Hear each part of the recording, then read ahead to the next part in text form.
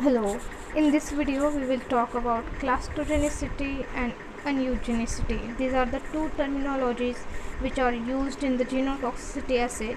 So my question is, which genotoxicity assay? Yes, that is micronucleus assay. So this figure you will try to understand what this micronucleus is, but particularly we are discussing here the terminologies, that is clastogenicity and uneugenicity, and what is the difference.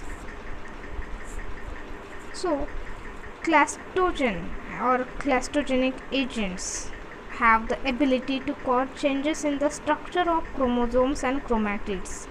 So the right figure shows the difference, what is the chromosome and what is chromatid. So clastogen, it just says the structural differences, whereas like structural differences in chromosomes, which are called as chromosomal abnormalities. So a clastogen is a mutagenic agent giving rise to or inducing disruption or breakages of chromosomes, leading to sections of the chromosomes being deleted, added, or rearranged. So these structural chromosomal abnormalities are deletion, duplication, inversion, substitution, and translocation.